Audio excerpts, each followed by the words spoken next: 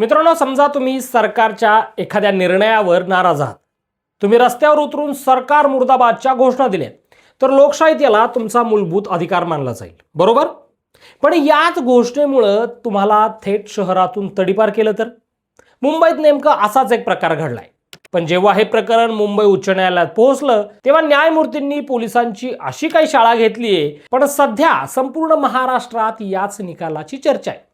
कोर्टाने चक्क वॉशिंग मशीनचा उल्लेख करत सध्याच्या राजकारणाचे वाभाडे काढलेत. नेमकं काय घडलंय, चला सविस्तर पाहूयात.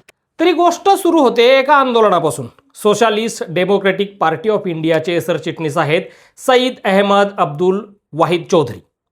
त्यांनी सीएए आणि ज्ञानवापी मशीद वादाबद्दल केंद्र सरकारच्या निर्णयांना विरोध केला होता. त्यांनी मोर्चे काढले, धरणे आंदोलनात सहभाग घेतला आणि भाजप सरकार मुर्दाबाद, अमित शहा मुर्दाबाद अशा घोषणा दिल्या. त्यामुळे मुंबई पोलिसांनी काय केलं तर त्यांच्यावर दाखल असलेल्या 5 गुन्ह्यांचा आधार घेत त्यांना चक्क 1 वर्षासाठी तडीपार करण्याचे आदेश दिले.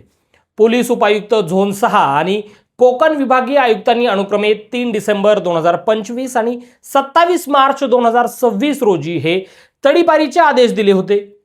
या कारवाई विरोधात चौधरी यांच्या वतीने वकील पोयोशी रॉय यांनी हायकोर्टात धाव घेतली. न्यायमूर्ती माधव जमादार यांच्या एकलपीठासमोर ही सुनावणी झाली आणि इथेच खरा पिक्चर सुरू झाला. न्यायमूर्ती माधव जमादार यांनी पोलिसाच्या कारवाईवर कडक शब्दात ताशेरे ओढले. त्यांनी पोलिसांना अक्षरशः विचारलं की नागरिकांनी निषेध केला तर तुम्ही गुन्हे दाखल करता? हे काय चाललंय? निषेध करणं हा नागरिकांचा अधिकार आहे. याचिकाकर्त्यांनी केवळ अमित शहा मुर्दाबाद अशा घोषणा दिल्या आहेत. नागरिक अशा घोषणा का देऊ शकत नाहीत? जनतेला सरकारचे गुलाम बनवायचे आहे का? ते निषेध करू शकत नाहीत का? आंदोलन करू शकत नाहीत का? हे सर्व काय नक्की चाललंय? न्यायमूर्ती जमादार एवढ्यावरच काय थांबले नाहीत. त्यांनी पोलिसांना त्यांची ड्युटी आठवून देताना एक अत्यंत महत्त्वाचं वाक्य उच्चारलं. पोलीस हे मुख्यमंत्री आणि पंतप्रधानांचे सेवक नाहीत, तर ते जनतेचे सेवक आहेत. केवळ सरकारच्या निर्णयांना विरोध करणं हे एखाद्या नागरिकाला हद्दपार करण्याचं काही कारण ठरू शकत नाही. तसं केल्यास त्यांच्या भाषण स्वातंत्र्याचा आणि सन्मानाने जगण्याच्या मूलभूत अधिकारावर गदा येईल, असं कोर्टाने स्पष्ट केलं. आता या केसचा सर्वात इंटरेस्टिंग भाग येतोय, नीट ऐका. सुनावणी दरम्यान सध्याच्या राजकीय परिस्थितीवर कोर्टाने एक असा मिश्किल टोला लगावलाय जो थेट हेडलाईन बनला. राज्यातील आमदार खासदारांच्या पक्षांतरावर भाष्य करताना न्यायमूर्ती याचिकाकर्त्याला म्हणाले, तुम्ही पण पक्षांतर करायला हवं. तुमच्यावरही काही गुन्हे असतील तर आणि ते रद्द करायचे असतील तर तुम्ही पक्षांतर करा. तिथं एक वॉशिंग मशीन आहे. कोर्टाचा आता हा वॉशिंग मशीनचा टोला कोणाला होता हे तुम्हाला वेगळ्याने काही सांगायला नको.